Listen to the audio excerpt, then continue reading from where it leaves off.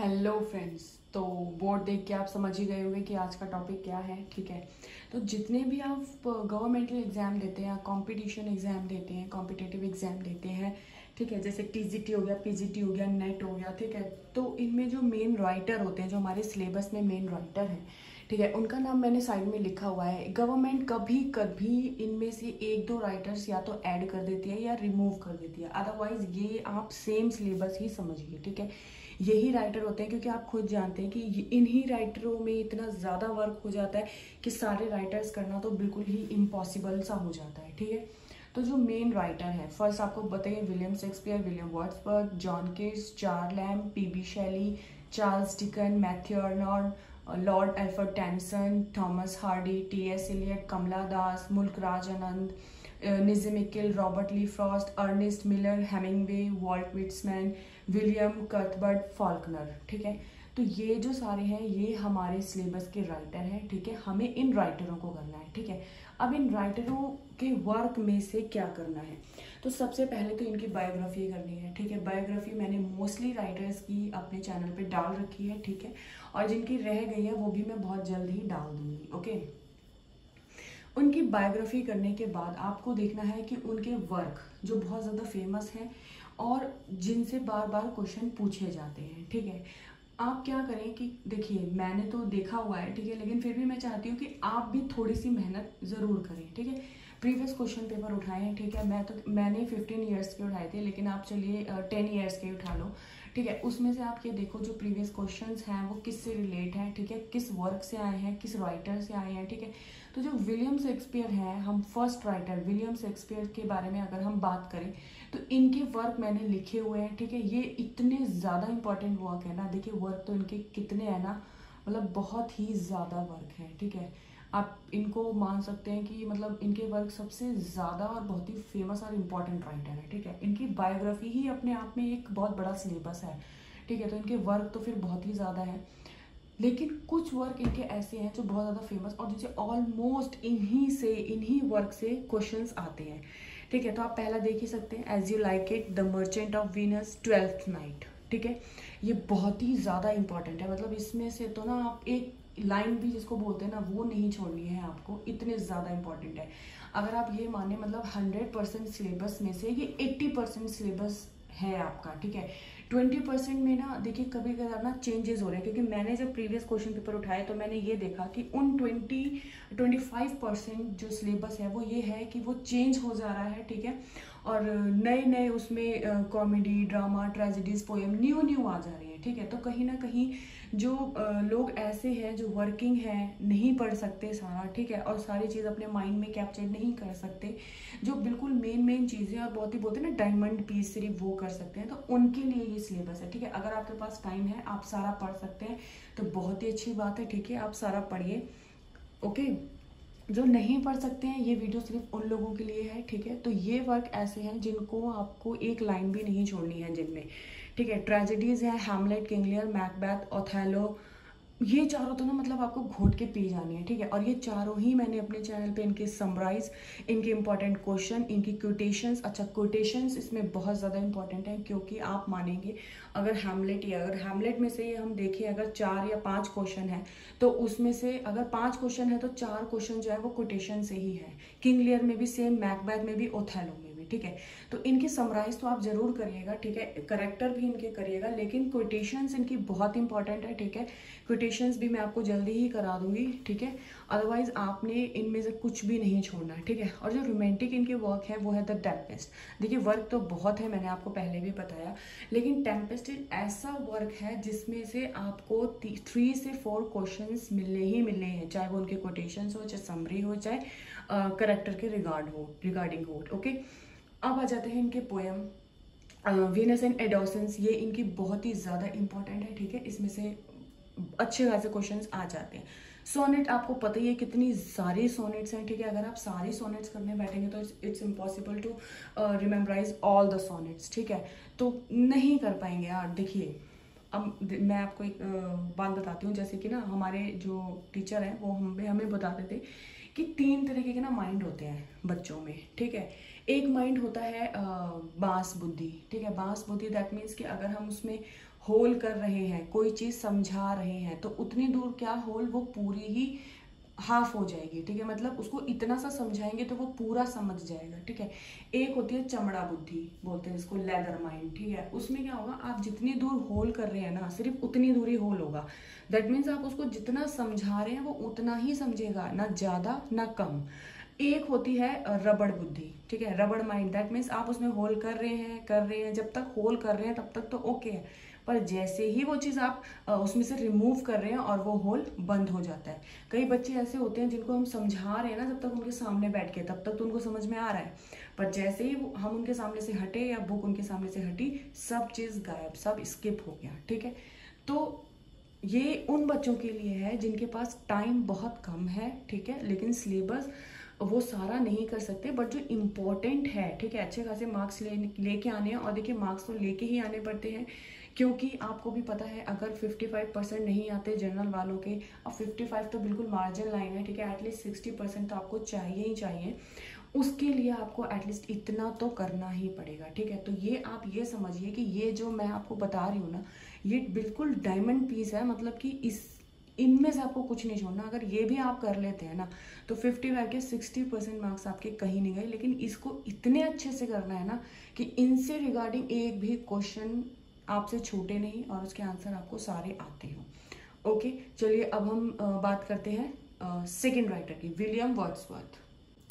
Okay, तो अब जो विलियम वर्ड्सवर्थ है, उनके जो मेन वर्क है, ठीक है, वर्क तो आपको पता ही है, देखिए इनके भी बहुत ज़्यादा हैं, ठीक है, लेकिन इतना जितने मैंने लिखे हैं ना, इतने ही अपने आप में इतने हैं ना कि ये भी आपको लगेगा कि यार ये तो समुद्र है, ठीक है, लेकिन ये समुद्र नहीं है, ये समुद्र की एक बूंद है। ओके, तो टिंडर एबे इनका फर्स्ट इम्पॉर्टेंट वर्क, ठीक है, immortality ode, the prelude to Milton, Michael, French revolution, और to duty, Lucy poem, she was a phantom of delight, to the cuckoo, the solitary rapper, the daffodils, the world is too much with us, and Leodamia, and last one is Pile Castle, ठीक है। ये William Wordsworth के बहुत ही important work है, ठीक है, इसमें से भी आपको कुछ भी स्किप नहीं करना है, ठीक है। देखिए ये करने के बाद, मैं राइटर और इनके वर्क्स बताने के बाद, ये सभी वर्क देखिए ऑलमोस्ट तो वैसे कंप्लीट है, लेकिन जो नहीं है वो भी मैं धीरे धीरे करके ये भी कंप्लीट करा दूंगी, ठीक है। मेन जो चीज़ है वो कोटेशन है, मैंने आपको पहले भी बताया, ठीक है। तो सबसे पहले मैं कोशिश करूंगी कि इन वर्क के सिर्फ कोटेशंस आपको सबसे पहले करा दूं, उसके बाद इनकी समराइज और जो अदर वो कैरेक्टर्स हैं, ठीक है, उनका नेचर क्या, वो सब हम बाद में करेंगे, ठीक है। ठीक है, अब जो ये जो नेक्स्ट राइटर है वो है जॉन कीट्स, ठीक है। थर्ड नंबर पे जॉन कीट्स हैं, जिनमें ऑड टू ग्रीशन ऑन ला बेले दैमसन्स और लैमिया और इजाबेला ओड टू नाइटिंगेल, ठीक है। ओड टू एटम भी है एक, ठीक है, वो भी इंपॉर्टेंट है। लेकिन देखिए वर्क तो बहुत सारे हैं, मैंने आपको बताया ना, वर्क तो बहुत सारे, अगर आप वर्क लिखने बैठेंगे ना तो वही आपको लगेगा कि ये सिलेबस है, ठीक है। तो चलिए जो ये मैंने आपको पहले बताया, जो बहुत ही ज़्यादा इंपॉर्टेंट है ना, जो मास्टर पीस, डायमंड पीस जो मैं आपको बता रही हूँ ना, मतलब ये अगर आप कर लेंगे तो आपके 55 to 60% मार्क्स कहीं नहीं गए, लेकिन इसमें से आपको कुछ नहीं छोड़ना है, ठीक है। इसलिए आपको लग रहा होगा यार ये तो बहुत कम वर्क है, ये तो हम कर लेंगे, लेकिन जब आप इनके डीपली करेंगे ना, मैं आपको बताऊँगा, ठीक है, इनमें 20 पेजेस की तो सिर्फ एक ही कोटेशन ही है, ठीक है। तो वर्क बहुत ज़्यादा है, ठीक है, लेकिन ये बहुत ही ज़्यादा इंपॉर्टेंट है, मतलब ये तो आपको छोड़ना ही नहीं है, ठीक है। Fourth one is Charles Lamb, इनके हैं tales from Shakespeare on the tragedies of Shakespeare, essay on Elia, ठीक है, a bachelor complains of the behaviour of married people etcetera, ठीक है। And the last one is dream children a reverie, ठीक है। तो ये जो वर्क है जॉन कीट्स और चार्ल्स लैम्ब, ठीक है, इनके वर्क बहुत ज़्यादा, आपको लग रहा होगा यार ये तो बहुत कम है, लेकिन ये बहुत ज़्यादा इंपॉर्टेंट है, इनमें से आपको कुछ नहीं छोड़ना। देखिए अगर आप सारा पढ़ सकते हैं तो मैंने आपको पहले भी बोला बहुत बेस्ट है, आप सारा पढ़िए, ठीक है। लेकिन जैसे कि मैंने आपको बताया ये उन बच्चों के लिए है जो सारा सिलेबस नहीं कर सकते, बट फिर भी एटलीस्ट उनको 60% मार्क्स लाने ही हैं, तो ये उनके लिए है, ठीक है। तो बहुत इंपॉर्टेंट है ये वर्क, ठीक है। अब हम चलते हैं नेक्स्ट, पीबी शैली। ओके, तो जो हमारे फिफ्थ राइटर हैं वो हैं पीबी शैली। पीबी शैली के जितने भी इम्पोर्टेंट्स वर्क हैं वो सारे मैंने लिख दिए हैं, ठीक है। इन वर्क में से आपको कुछ भी नहीं छोड़ना है। ये बहुत ज़्यादा ही इंपॉर्टेंट वर्क है, मोस्टली क्वेश्चंस इन्हीं से पूछे जाते हैं।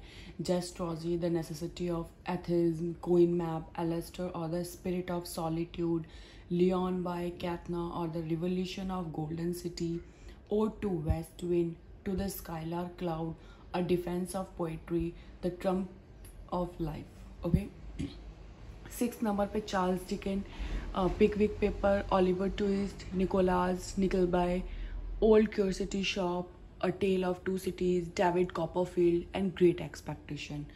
ठीक है, तो यहाँ पे हमारे 5th और 6th राइटर के वर्क भी मैंने आपको बता दिए हैं जो बहुत बहुत इंपॉर्टेंट है। ठीक है, अब आते हैं हम अपने 7th राइटर पे, मैथ्यू अर्नोल्ड। ओके, तो जो मैथ्यू अर्नोल्ड है, ठीक है, देखिए मैंने ना इसमें एक साथ 2-3 राइटर लिख दिए हैं। ठीक है, जिससे कि वीडियो की जो टाइम लिमिट है वो कम होगी। ठीक है, और आप लोगों को भी जल्दी होगा थोड़ा। ठीक है, ओके, तो मैथ्यू अर्नोल्ड के जो इम्पॉर्टेंट वर्क है वो है Dover beach, scholar, Cyprus, rug of chapel, culture and energy, Thyrsis. ठीक है, Lord Alfred Tennyson, the lotus, Ulysses, the princess, in memory AHH। अच्छा, इन मेमोरी AH जो है ना, इसी का ये पार्ट है, नीचे वाला आइडलेस ऑफ द किंग। ठीक है, इसी का ये पार्ट है। ठीक है, इसके बहुत सारे पार्ट्स हैं लेकिन ये वाला सबसे ज़्यादा इम्पॉर्टेंट है। ठीक है, and last one is Enoch Arden. ठीक है, 9 थॉमस हार्डी। अब थॉमस हार्डी के ज़्यादा वर्क नहीं है वैसे भी, लेकिन ये जितने वर्क है ये बहुत इंपॉर्टेंट है। ठीक है, desperate families, under the greenwood tree, a pair of blue eyes. A pair of blue eyes तो बहुत ज़्यादा फेमस है और आप लोगों को याद भी होगा। From the madding crowd. ठीक है, the mayor of Casterbridge, Tess of the D'Urbervilles, the return of the native. I think ये वाला जो है ना, the mayor of Casterbridge, ये मोस्ट इंपॉर्टेंट है, और a pair of blue eyes ये भी मोस्ट इंपॉर्टेंट है। ठीक है, वैसे सारे इंपॉर्टेंट है लेकिन इन दोनों में से ज़्यादा प्रोबेबली है कि क्वेश्चंस ज़्यादा आते हैं। अगर इनमें से 3-4 क्वेश्चन आ रहे हैं तो बाकी सब में से 1 या 2 क्वेश्चन ज़रूर आते हैं। ठीक है, अब 10th नंबर पे हमारे T.S. इलियट। T.S. इलियट के तो अपने आप में ही इनकी बायोग्राफी इतनी ज़्यादा है ना कि कब ये कहाँ गए, ठीक है, कहाँ पे इन्होंने कौन सा वर्क दिया, किन से मिले, कौन इनके दोस्त थे, कहाँ पे इन्होंने स्टडी करी। इनकी बायोग्राफी इतनी ज़्यादा है ना कि वही मतलब बहुत बड़ा एक सिलेबस हो जाता है। ठीक है, तो सबसे पहले तो आपको उनकी बायोग्राफी करनी है। बायोग्राफी तो आपको सारे राइटरों की करनी है। ठीक है, लेकिन T.S. इलियट की जब आप बायोग्राफी करेंगे ना तो बहुत डीपली करनी है। ठीक है, क्योंकि मोस्टली जो क्वेश्चन आते हैं T.S. इलियट से वो उनकी बायोग्राफी से आते हैं। ठीक है, और ये जो उनके वर्क हैं जैसे मोस्ट क्वेश्चन आते हैं। ठीक है, Prufrock and the other observation, Sweeney among the nightingale and the wasteland. ठीक है, इनमें ना वर्ड्स काफ़ी ऐसे होते हैं कि आपको पता है अमेरिकन एंड ब्रिटिश इंग्लिश आप कर रहे होंगे। ठीक है, मास्टर्स में तो कई वर्ड ऐसे होते हैं ना जिनको बोलने में ना जीभ जो है ना स्लिप हो जाती है। ठीक है, ओके, अब आ गया कमला दास। ठीक है, ये तो हमारे इंडियन राइटर ही हैं। ठीक है, बहुत फेमस है। कमला दास की बायोग्राफी जब आप करेंगे तो आपको पता चल जाएगा जो कमला दास थी ना वो काफ़ी मतलब बोलते हैं ना कि बहादुर या फिर मतलब ये अपने वर्क में कुछ भी लिखने से हिचकिचाती नहीं थी। ठीक है, जो इनके मन में होता था उसको ये ओपनली बहुत आराम से लिख देती थी। ओके, तो फर्स्ट है द सिरन। ठीक है, summer in Calcutta, the descendants, the old play house and the other poems. ये बहुत इंपॉर्टेंट और फेमस भी है और आपको पता भी होगा। प्ले हाउस जैसे वो अपने पुराने घर को याद करते हैं कि वहाँ पे वो कैसे रहती थी सारी फैमिलियों के साथ। ठीक है, थोड़ी इमोशनल भी है। ओके, उसके बाद जो नॉवल है जो इनकी अल्फ़ाबेट ऑफ लस्ट, ये एक मतलब नॉवल तो बहुत सारी हैं लेकिन ये बहुत इंपॉर्टेंट है। ठीक है, क्योंकि ये लार्ज भी है और इसमें क्वेश्चन जो है वो ईजिली बन जाते हैं। और जो इनकी बायोग्राफी है, ठीक है, बायोग्राफी तो आप करेंगे ही, और जो ऑटोबायोग्राफी है वो इनके माई स्टोरी, शॉर्ट स्टोरी जो इन्होंने खुद लिखी हुई है। ठीक है, इसमें इनके बारे में कि क्या इनकी लाइफ की जर्नी थी, कैसा क्या। ठीक है, a doll for the children prostitute. ठीक है, तो ये इन राइटरों के बहुत इंपॉर्टेंट वर्क है। ठीक है, और ये तो आपको करने ही करने पड़ेंगे। ठीक है,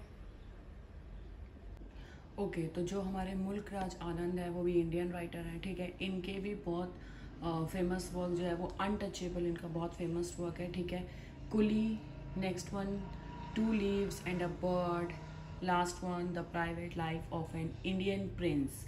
ठीक है, निजी म्यूजिकल का है नाइट ऑफ द स्कॉर्पियन। ये तो सबसे ज़्यादा इंपॉर्टेंट, मतलब इससे एक भी क्वेश्चन ना आए ये पॉसिबल ही नहीं है, ठीक है। Background casually, a time to change, ठीक है। और 14th नंबर पे है हमारे रॉबर्ट ली फ्रॉस्ट, ठीक है। Mending wall bridges, the road not taken, and last one is stopping by wood on a snowy evening. Okay, 15th number पे Ernest Miller Hemingway, the sun also rises, a farewell to arms, for whom the bell tolls, the old man and the sea. Walt Whitman's Leaf of Grass, O Captain, My Captain. 17th number पे और जो last है हमारे William Cuthbert Faulkner, the sound and the fury, light in August, as I lay dying, Absalom, last, a fable, ठीक है। तो ये सारे राइटर्स मैंने आपको बता दिए हैं कौन कौन से सिलेबस में हैं। सबसे पहले तो आपको इनकी बायोग्राफी करनी है डीपली, ठीक है। उसके बाद जो मैंने आपको इनके वर्क बताए हैं वो वर्क बहुत ज़्यादा अच्छे से करने हैं, ठीक है।